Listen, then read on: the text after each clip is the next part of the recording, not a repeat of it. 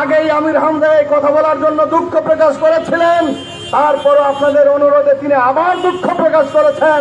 তারপরেও কেন মাঠে এনে মহিলাদেরকে ভাড়া করে এনে আমির হামজার বিরুদ্ধে মিছিল করাতে হবে? টাকা পয়সা দিয়ে এনে লোক ভাড়া করে আমির হামজার বিরুদ্ধে মিছিল করাতে হবে? আমরা জিজ্ঞাসা করতে চাই। আপনার রাজনৈতিক ময়দানকে উত্তপ্ত করতে চান? এই ভোটের মাঠকে কি আপনারা উত্তপ্ত করে ফায়দা হাসিল করতে চান?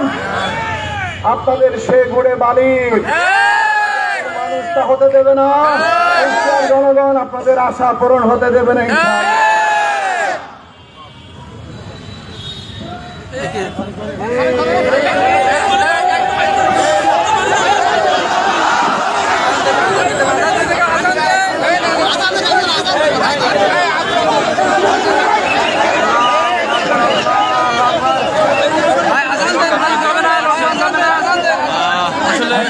আপনারা বলতে পারেন যে লোকের সঙ্গে বুঝবেন না, আমাদের কর্মীরা আছে, তারা দেখবে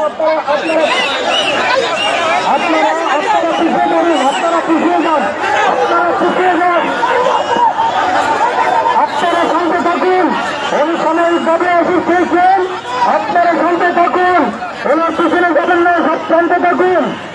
নেতৃবৃন্দের সাথে আছেন। আমরা আনুষ্ঠানিকভাবে আজকের এই জনসভা সমস্যা করতেছি। আপনারা আমাদের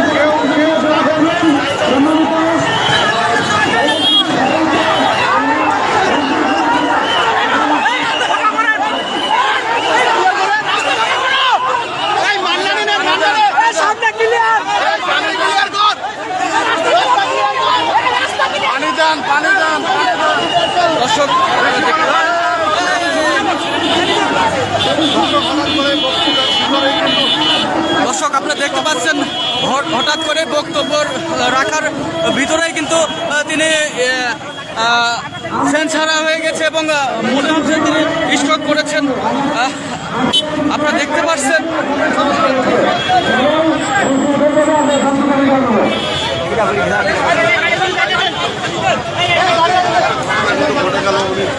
দর্শক বক্তব্য দিতেই কিন্তু আসলে তিনি কিন্তু সেন্স হারা হয়ে আমার মনে হচ্ছে স্ট্রোক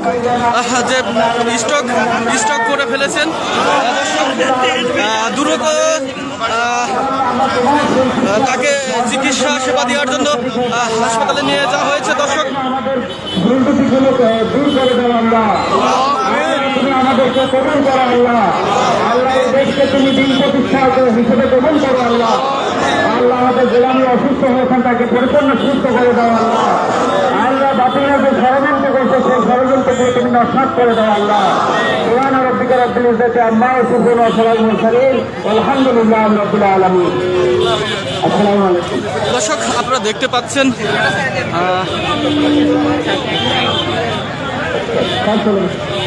খুবই দ্রুতভাবে আসলে হাসপাতালে নিয়ে যাওয়া হয়েছে। বক্তব্যের মাঝেই কিন্তু ঢুলে পড়েছে, ঘাড়ি ঢুলে পড়েছে।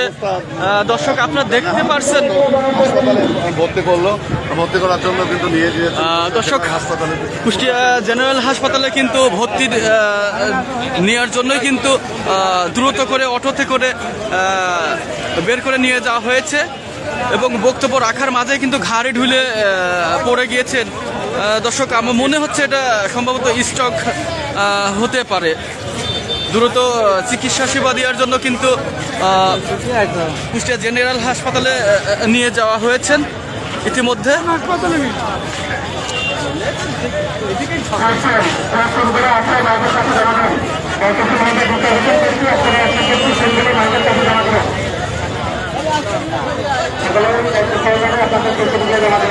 আর আমরা আমাদের কাছেই আলোচনা করে ইনশাআল্লাহ।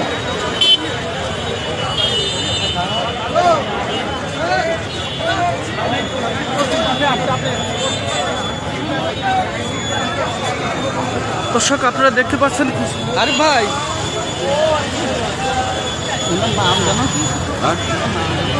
উনি হলো এইটা আবুল আবুল কাশেম